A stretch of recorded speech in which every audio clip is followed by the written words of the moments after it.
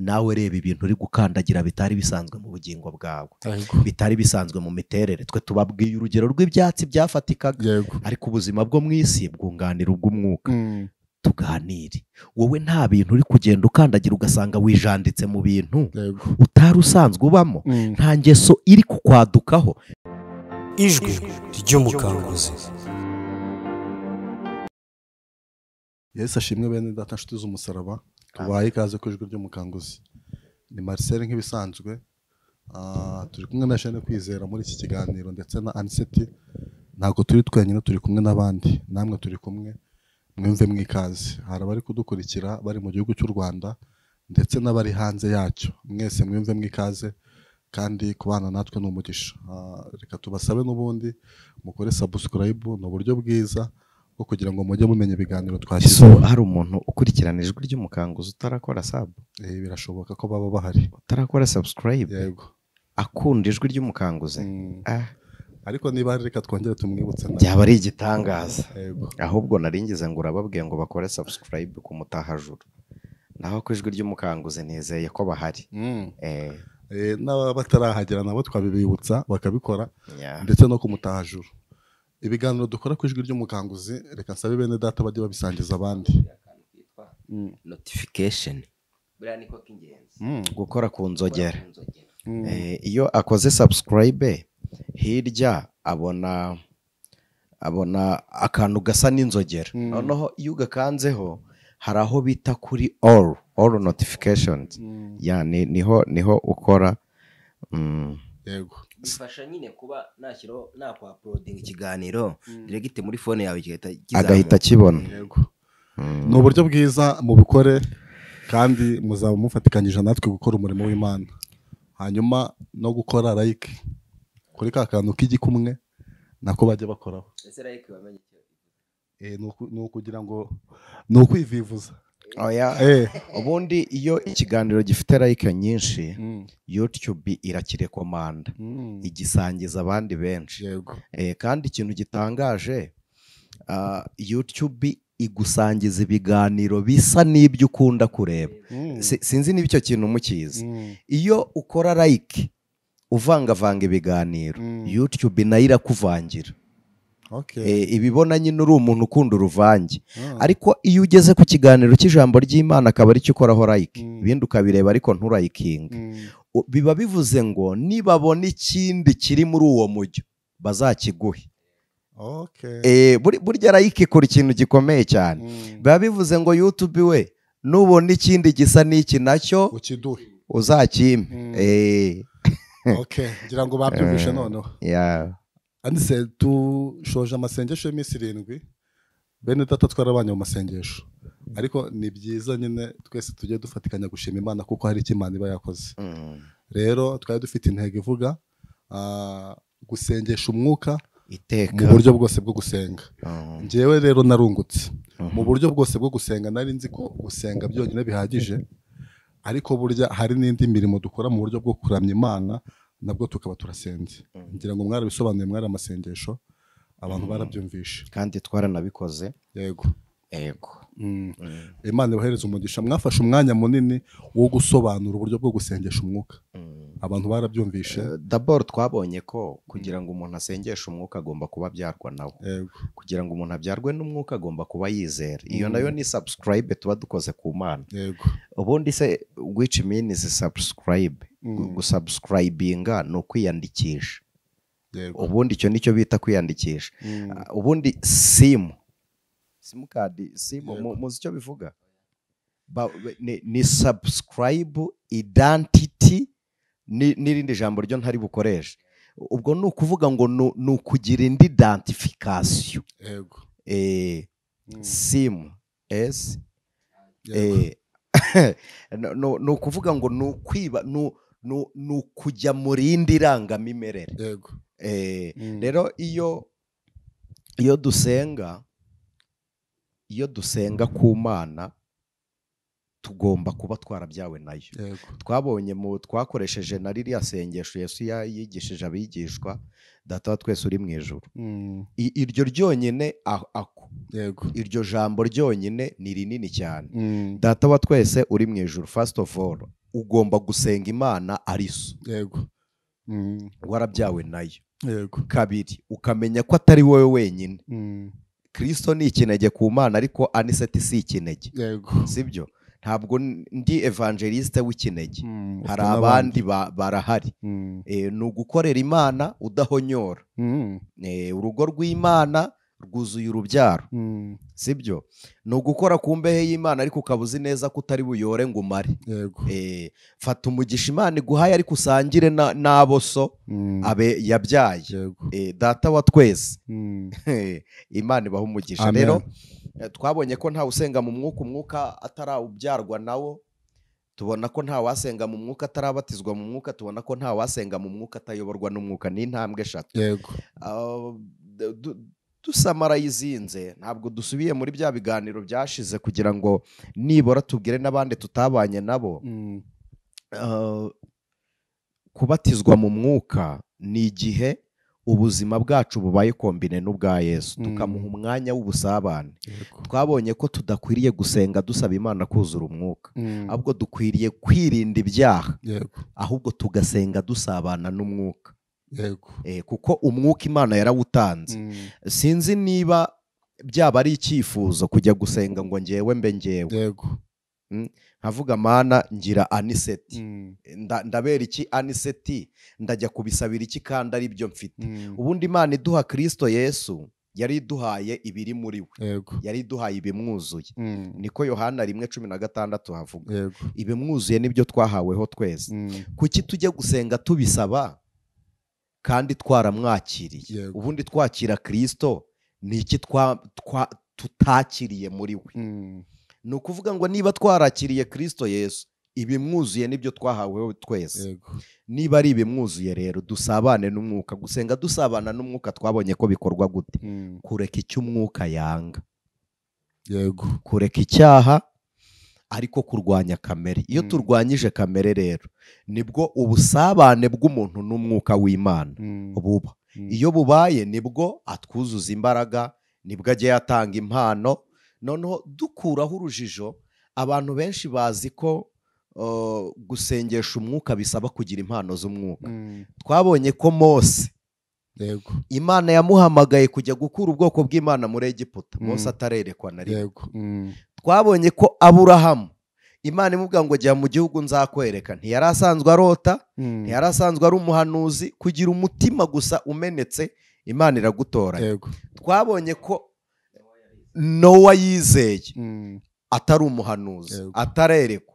Imana imwiyeretse, imubwira ibyo akora. Mu yandi magambo, ndagira ngo mbibutse neza ko kubana n'Imana no gusabana n'umwuka w'Imana ntibisaba kuba ufite impano z'umwuka wera, ntibisaba kuba uri umuhanuzi. Sibyo? Kuko abantu benshi na Pawulo umunsi ajya i Damasiko nibwo yamenye Kristo. Yahise afata imyaka 3. Abantu badukurikirana mujye mwumva ibi bintu ni amahame. Yafashe imyaka 3 ajya muri Arabiya, ajya gusenga abwira Imana ngo sinshaka kukuvuga nkumvanya abandi, nyihishurira nkuvuge nk'uko nkuzi. Afata igihe cyo gusabana n'Imana. Ubwo busabane yagiranye n'Imana nibwo bwamutwaye muri Efeso amara indi myaka 3 aganira n'umuntu ku wundi, umuntu ku wundi. Agwije abizera, ajya yabona gukorayo itorero muri Efeso. Mu yandi magambo, dusabane n'umwuka. Gusabana n'umwuka ni ukwanga icyo umwuka yanga, tugakora icyo umwuka akunda. Noneho gusabana n'umwuka ubwabyo bihita bituma dufungukirwa n'ikirere kindi cyo kubana n'Imana. Gusengesha umwuka iteka mu buryo bwose bwo gusenga. Uburyo bwose bwo gusenga harimo gufashanya. Gusura abatishoboye, kubabarira abantu mwagiranye ibibazo, ko nako no gusenga. Ko gusenga niba ari ugusabana n'Imana, ukuraho icyatuma Imana ikubonaho ubwanzi bwose. Kubabarira abantu bamufitanye ikibazo, ukareba abantu bagufite umwenda badafite ubushobozi, ukabaharira. Kuko niko Yesu yavuze mu isengesho. Ibi ntabwo ari anise tubihimba.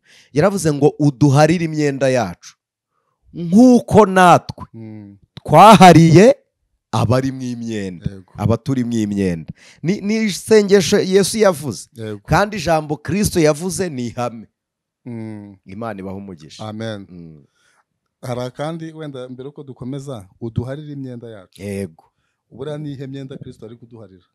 ibyaha Niyo myenda yaduhariye ibyaha Yego. tubabarira ibyaha. None se ubundi mu kigiriki ibi mwebwe muvuga ngo ni abakiranutsi mu kinyarwanda, mu gihe burayi baravuga ngo ni abishyuriwe imyenda. yego abishyuriwe imyenda ariho haturuka ijambo abacunguwe. yego noneho rero abishyuriwe imyenda ni ukuvuga ngo Kristo yabonye ko tudafite ikiguzi aratwishyurira. yego namwe nimureba abadafite ikiguzi mubishyurire. yego Imana iguhereza umugisha. Amen. Noneho reka tugusabire rero n'ubundi naninginga bene data turi kumwe muri iki kiganiro dutegura imitima hanyuma dusengane mutuyobore mu isengesho.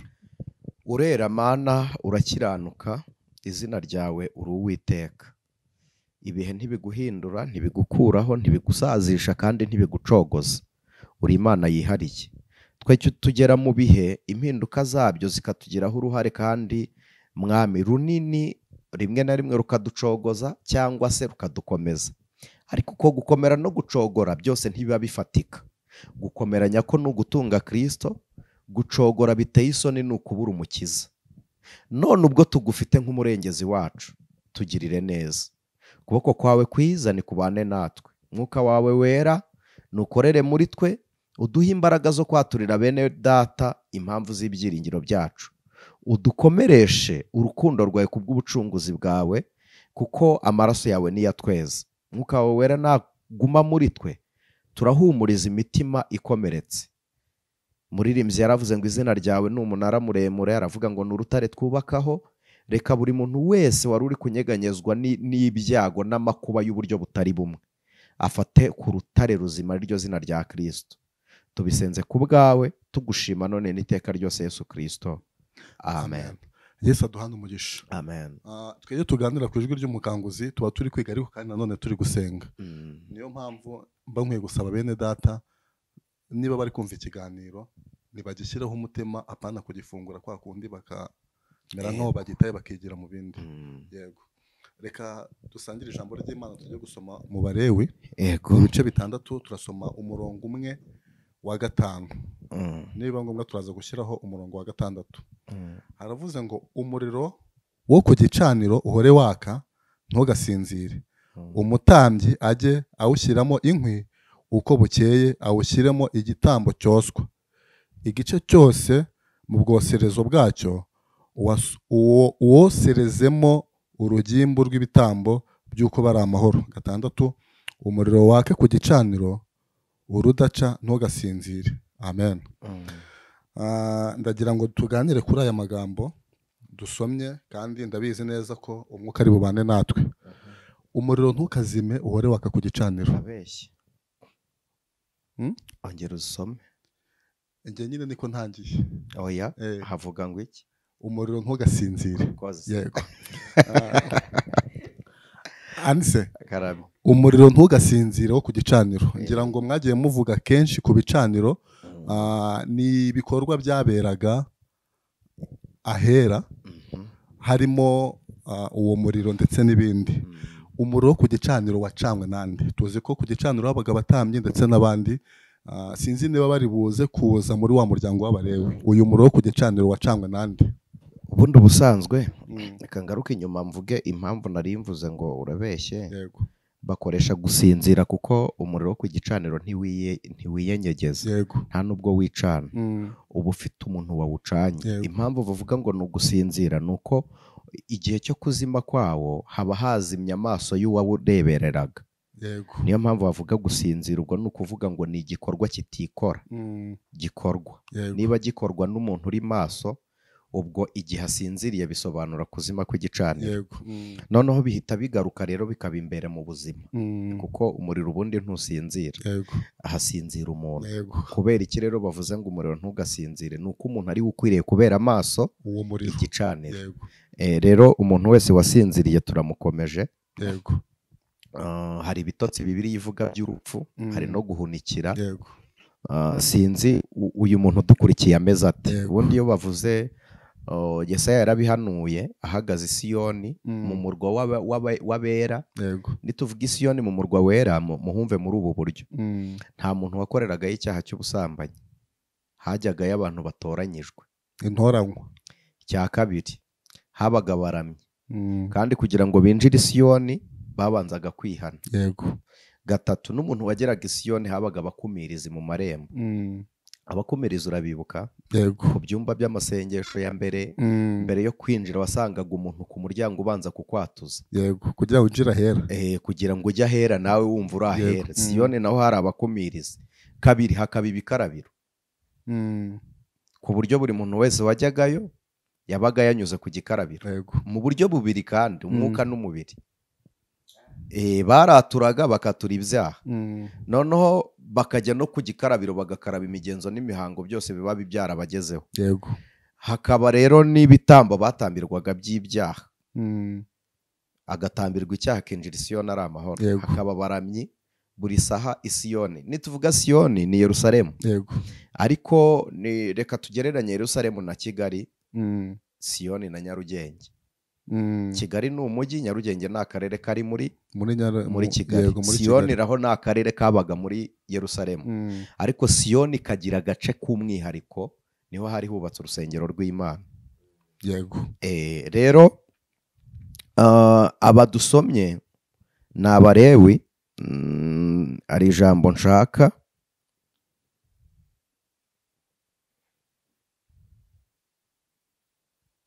hari ijambo nshaka kugira ngo mbone uko nsubiza ijambo wari ubajije. Waruvuze ngo umuriro wacanywe na bande. Yego. Ubundi ubusanzwe ntago ndibonye.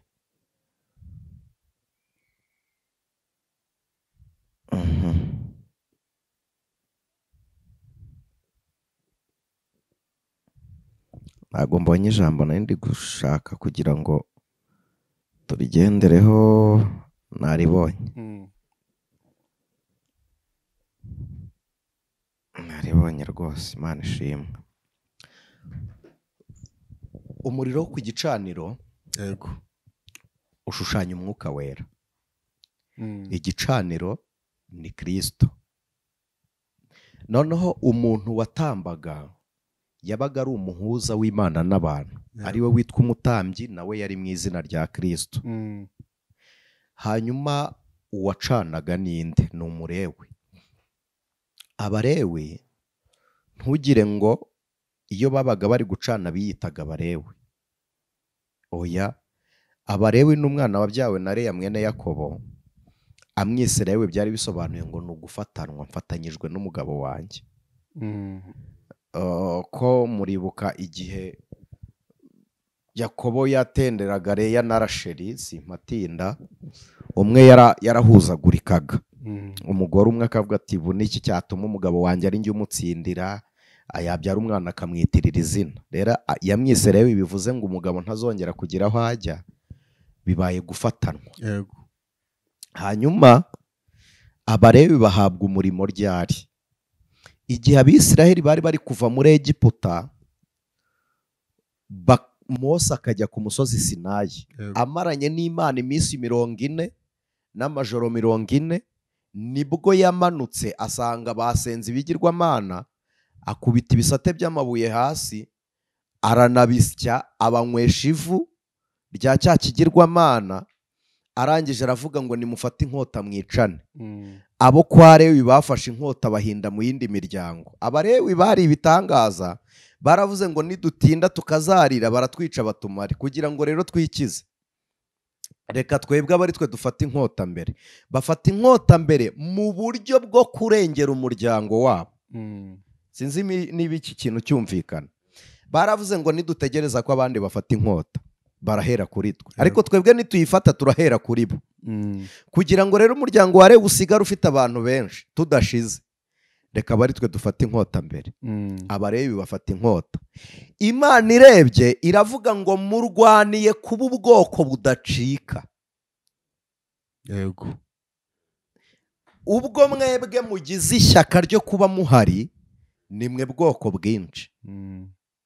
Ivugira mu kanwa ka Mose irababwira ngo ubwo mukuye ikizira mu ihema ryanjye, mbagize abatambyi bo mu ihema. Yego. Naho babereye abatambyi. noneho rero bo biyita ba Yahweh, ni igihe burayo biravuze ngo ni abahamagawe n'Imana na Yehova. Yahwe ni abahamagawe n'Imana. Abalewi bakongera kwiyita abaramyi bo mu ihema ry'Uwiteka, kuko nibo bikuyemwo abakoraga umurimo wo mu ihema ry'Imana. Rero bituma ari nabo baba batambyi. Kwa batambyi bavaga mu muryango wa Lewi, baza no gusenga barabisigirwa. Igihe babisigiwe bamanukiwe n'umwuka wera w'Imana. Twarabisomye muri ya masengesho abagabo 70 bari kuganira na Mose ababwiye amagambo y'Imana. Muri ya miryango 12 yose Imana itoranyamwe abahanuzi, ariko ntaho yatoranyije umutambyi muri bariya. Sibyo? Abatambyi bari kwa Lewi. Umutambyi rero niwe wari wemerewe gukora umurimo wo ku gicaniro, kuko niwe muhuza w'umuntu n'Imana. Ni nabo bacanye uwo muriro. Gucana uwo muriro byabisobanuye ngo ni ubumwe bwacu n'Uwiteka. Iyo umuriro wazimaga byabaga bisa naho birukanye Imana. Iyo umuriro wasinziraga byabaga bisa n'abananiwe. Bangaga rero gusinzirira ku gicaniro kugira ngo badasubira mu ngaruka y'icyaha cyabajyanye muri Egiputa, kuko n'Aburahamu yasinziriye ku gicaniro Imana irahira kumutwara mu gihugu cya Egiputa. Ntibari gusinzirira ku gicaniro, rero bahoraga ari maso. Niyo mpamvu iryo jambo ryaje risobanurwa gutyo. Mbo sinzi niba ari njye wibaza nabi cyangwa ari ukumva bigisha nabi. Umuriro wo ku gicaniro nge natekerezaga ko ari Imana yaba yarawucanye, hanyuma ikabahereza umurimo wo kujya benyegeza, hanyuma bo bakenyegeza, ariko umuriro atari bo bawucanye. Nahise nifashisha urugero.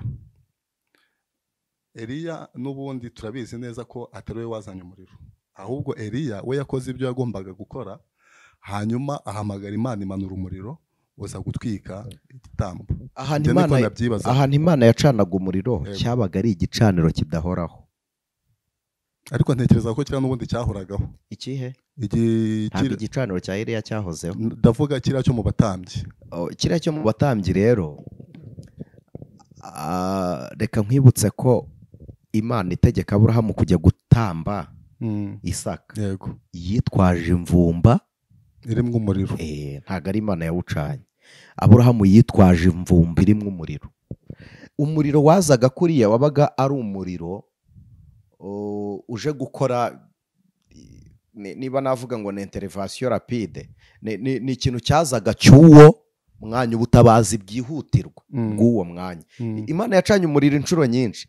Mwagize ngo ni igihe kimwe Imana yagiye icana umuriro? Ni igihe kinini, ariko uwo muriro w'Uwiteka ntabwo wabaga ari igicaniro gusa. Wabaga ari umuriro urimo ibintu bibiri: guhana no gutamba, gushima igitambo no guhana abatariho uri icyo gitambo. Urebye umuriro Eliya yacanye ni umuriro waka, sibyo se? Watwitse igitambo n'inkwi, sibyo? Ntabwo wakomeje waka. Wamaze gutwika igitambo n'inkwi urashira, kuko n'uyu munsi ku musozi Karumeli nta muriro uhari. Noneho tugaruka i Sodomo na Gomora. Ntubizi ko Imana yacanye umuriro? Yamanuye umuriro wayo, uratwika urarimbura. Umuriro w'Imana ushushanya umwuka wera. Umuriro ni umwuka wera. N'abantu buzuye umwuka wera bambaye umubiri, Imana ibita ibirimi by'umuriro. Soma Abaheburayo 1. Reka tuharebe tuhasome. Iyo ndi gukoresha Bibiliya, niho Bibiliya yo muri telefoni izi soft bible, nibwo uhita usakinga ukahabona. Abaheburayo igice cya mbere, nushaka usome ku murongo wa, kampasome nihuse ko kugira ngo tutaza gutinda. Wa 7, igice cya mbere 7. Yaravuze ngo ibyo abamarayika yarabivuze, ihindura abamarayika bayo imiyaga, n'abagaragu bayo ikabahindura ibirimi by'umuriro. Abamarayika bahinduka imiyaga ni mu buryo batumwa, mu buryo butagaragara. Ariko noneho umuriro uragaragara. Sinzi niba icyo kintu mucyumva. Umuyaga se mujya mubona, ariko umuriro uraboneka. Niyo mpamvu rero abakozi b'Imana, abagaragu b'Imana ni imiriro. ariko abamarayika ni imiyaga bo ntibaboneka. yego noneho rero uwo muriro wo ku gicaniro wavugaga nibyo igikozwe n'abatambyi cyabaga kiri mu izina ry'Uwiteka. niho utaza kugira ngo Imana yakoreshaga ukuboko kwayo igacana, ariko hari abatambyi baragendaga bagakora igicaniro, agatamba rwose agacana, umuriro ukemerwa nk'umuriro w'Imana. Ariko uyu munsi icyo gicaniro si igicaniro kigicanirwaho umuriro w'umwambi. uyu munsi konsa bakavuga ngo batambireho urugimbu twarabisobanura. urugimbu ni ibinure, si byose ni ibinure. biriya binure twarabisobanuye ko ariho haturutse ijambo grace, ko grace abantu babizi ibinure byo mu mubiri babyita grace. noneho bihera he sugira ngo biriya binuri bivuburwa n'imisokoro, kuko umusokoro niwo urema amaraso nayo rero akavubura ibinure byo muri yo. hanyuma kuvuga ngo ni grace ni ubuntu, ni Kristo yagaragaje igihe yatuviraga amaraso yo mu mutima. Amen. Rero ntabwo hagikenewe biriya binure bifite inkomoko mu maraso. icyari gifite inkomoko mu maraso, impamvu byatambiwe ibinure ni uko uyu munsi ikinure gikora ibintu byinshi mu mubiri. ibintu by'umwuka birubakitse. ubundi ikinure nicyo gituma umuntu ashyuha, akagira ubushyuhe. nicyo gituma umuntu ashyuha, nicyo bimaze burya. niyo mpamvu iyo usa nk'ubyibushye ngira ubushyuhe bwinshi. Yes, ugira ubushyuhe bwinshi. bituruka ku binure, kandi nabwo ubushyuhe bwabyo buva mu maraso. noneho ubwo bushyuhe rero spirituel matwe tubyita ububyutse. noneho biriya binure ariyo mavuta tukayita umwuka wera. niho uzumva abantu bari kukubwira ngo amavuta ni umwuka wera. noneho gushyushywa nabyo biterwa n'ubusabane dufitanye n'Imana. iyo umuntu rero umubiri we ukora neza, iyo ukora neza amaraso n'ibinure birakorana. uko amaraso ashyushya agashyushya ibinure. ubugingo bwa Kristo yari buzima muri twebwe bihembura umwuka w'Imana muri twe. niko bigenda. noneho uwo muriro rero wasimbuwe n'uwuhe? ari ryo rya jambo narindi gushaka. 12 Luka 49. Yesu niwe wabivuze. yaravuze ngo naje kujugunya umuriro mu isi, none niba umaze gufatwa ndacyashaka iki? kandi umuriro wafashwe. umuriro yajugunye mu isi ni umwuka wera. yaduhaye umwuka, ko umwuka wera ni umuriro. Amen. na mbere abayuda bajyaga babiririmba bakavuga ngo umuriro w'Imana nuze, natwe twajyaga tubiririmba umuriro w'Imana wake umuriro w'Imana wake. ntabwo twabaga turi kuvuga ngo ducane kuko imyambi yari ihari, ariko twabaga dukeneye umuriro w'Imana nk'ububyutse uza guhembura, ugatwika kamere, ukaducura, ukaduhindura, kuko umuriro niwo uducura, sibyo? noneho umunsi umwe Agripa atwikamo, ni Agripa, ntabwo ari Agripa, ni Nero. yatwitse umujyi, aravuga ngo ni b'Abayuda, beshyera Abayuda ngo ni b'Abayuda bahora bahamagara umuriro w'Imana, kuko babumvaga umuriro nk'ikindi kintu. rero Kristo yaje gukongeza umuriro. ubu hari abantu bagenda ari imiriro. Amen. hari abantu bagenda ari imiriro. noneho uzarebe hari n'amafarasi y'imiriro azatwara abera b'Imana, ariyo magare y'umwuka. murebe rero Eliya ajyanwa mu ijuru, ajyanwa n'ifarasi yaka. Imana ibaha umugisha. ni iki gituma rero Eliya yahamagaye umuriro ukamwumva, ukamwitaba? ni uko cyari igikoresho gisobanuye imbaraga zo guhembura no guhora. kuko impamvu nta muhanuzi warokokeye hariya mu bahanuzi ba Bayali ni uko hamanutse umuriro mu izina ryo guhora. impamvu abantu bagarukiye Imana bagahembuka kandi Imana yanahoye inzigo yayo ni uko wari umuriro wo ku gicaniro. umuntu uri kwatura ari kubikora mu izina ry'umwuka, kuko umwuka niwe wigisha umuntu kwihana. N'uwo ari kwaturira nawe abikoze mu izina ry'umwuka, ariko ikintu gikomeye mugomba gutekereza, nta n'umwe uri kubikora mu mwuka nubwo mubikoze kubw'umwuka, kuko kwatura uri kwatuza ururimi rw'umunwa, ukatura ibyo wakoze mu munwa, ntabwo umuntu uri kwaturira ari kukumvisha ubuzima bw'umwuka, nawe ni mu mubiri, nawe ari kukumvisha umubiri. Wa mubiri rero uri kwaturira ibyirari, nawe urafonksiyona. Aba bantu nuko batajya babyemera. Wa mubiri uri kubwira intege nkeya, nawe uracogora. Biragusaba ngo numara kwakira ryavu,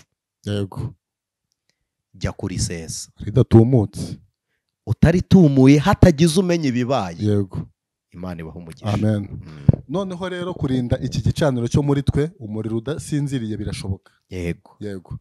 Reka mbwire bene data rero turi kumwe muri iki kiganiro, burya koko umuriro wo muri twe wacogora cyangwa ukazima. Umuriro uracogora, urasinzira rwose. Kuko iyo umuntu atabaye maso igicaniro kirasinzira. Hari abantu bari kutwumva babizi neza ko basinziriye, barahari. Hari n'abantu babizi neza ko bari kugenda bacogora. Iyungemo imbaraga, wongera ube maso. Hari igihe twajyaga tujya gusengura, byibuka mu kanoga ko kwisha, ntabwo njya mbyibagirwa. Uzi ko twajyaga tugenda dusinziriye mu nzira, ukagenda kubera umunaniro w'amasengesho, ugasinzira ukabibwirwa nuko ukandagiye ibyatsi biri inyuma y'inzira, ugahita umenya ko urenze inzira, ukongera ukagaruka mu nzira. Nawe reba ibintu uri gukandagira bitari bisanzwe mu bugingo bwawe, bitari bisanzwe mu miterere. Twe tubabwiye urugero rw'ibyatsi byafatikaga, ariko ubuzima bwo mu isi bwunganira ubw'umwuka. Tuganire. Wowe nta bintu uri kugenda ukandagira ugasanga wijanditse mu bintu utari usanzwe ubamo, nta ngeso iri kukwadukaho, nta tubaragasa turi gusimbagurika, ubwo umuriro warazimye. Nta mbwa zaryamyaho. Nigeze nafata inyoni bita igishwi, urayizi? Njanyumva. Nigeze nafata inyoni y'igishwi. None nafashe inyoni y'igishwi, icyo gihe nari umwana, nicara imbere y'amashyiga. Sinamenya ko inyoni iguruka ishaka umucyo, kuko ninjoro iyo urumuri rugiye inyoni iraryama. None ibona umucyo mu muriro, iguruka ijyayo, iba irahiye.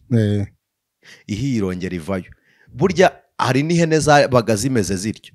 Yazaga ihene igahita ikubita gutya, yakumva harimo umuriro, igahita itaruka ukuguru ikagusirita irye. Ihene hari gisobanura iki mu buryo bw'umwuka? Njya numva babivuga, sinzi impamvu babibona.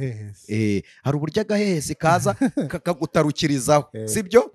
Kakagutarukirizaho, kakumva umuriro, kakumva gahiye, kakongera gasubizaho, kagasirita ukuguru, kagasubizaho, kakavuga ati ntihagendwa. Ariko hari n'igihe gasanga ivu rishyushye ariko ridatwika, kakavuga turi umuririmbyi ariko ntiwotse, uri umuvugabutumwa ariko ntutwika pe, mubwije ukuri. Karangiza kakavuga uti wowe kugukandagira biroroshye. Ibaze ahantu hagurumana, umuriro watwitse ibiryo bigashya, ihene igakinira aho wiriwe. Ahantu hiriwe uwo muriro ni ukuri kw'Imana. Ongera urebe ko umuriro watse. Ikimenyetso cy'uko umuriro wazimye ni uko hari ibintu bigutinyuka, byaragutinyaga. Ni uko hari ibyo nawe utinyuka, warabitinyaga. Hari ibikuryohera, ubizi neza ko umwuka byanga. Ubwo simbeho wagize kubera ko nta muriro, cyo ni igicaniro. Noneho umva uko umuririmbyi yaririmbye, yaravuze ngo hahoze hagurujo umuvumbi wawe, Imana igarura umwuka wayo. Amen.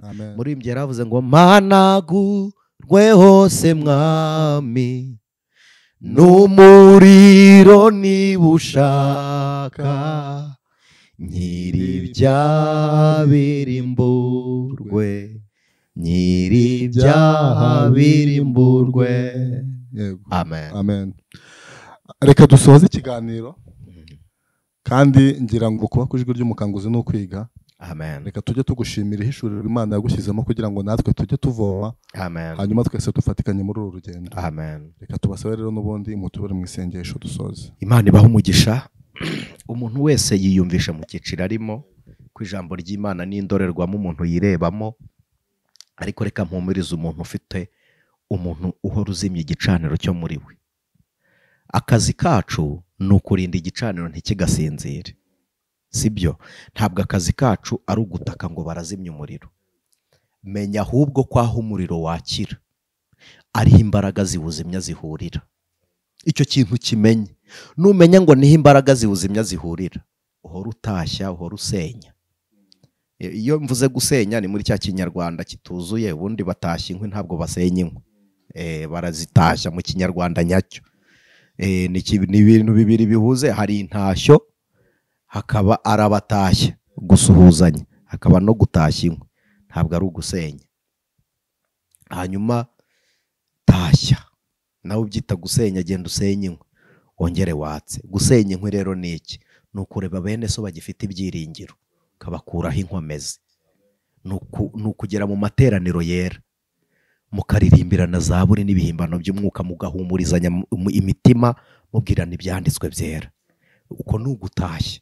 Niba wumva utangiye kunanirwa uri wenyine, jya aho abandi bateranira, wiguma wenyine. Jya aho abandi bateranira, nurangiza wiyungemo imbaraga. Amen. Reka dusengane Imana. Uri Imana nzima, ubugingo bwacu ni wowe bubera amaso, twe turananirwa kuko amashyiga ducaniramo si yarinda umuriro. Inkwi ducana si zo zirinda kuzima, ahubwo umuhate w'umuntu wenyegeza niwo utuma umuriro utazima. Tugusabye imbaraga igihe cyo gucogora, tugusabye gukomera igihe tunaniwe, tugusabye kuba maso igihe dusinziriye, kugira ngo abari gukorana natwe kubw'ubuntu bwawe. Tubisenze twizeye none n'iteka ryose kubw'izina ry'umwami wacu Yesu Kristo. Amen. Shalom, shalom. Ijwi ry'umukanguzi.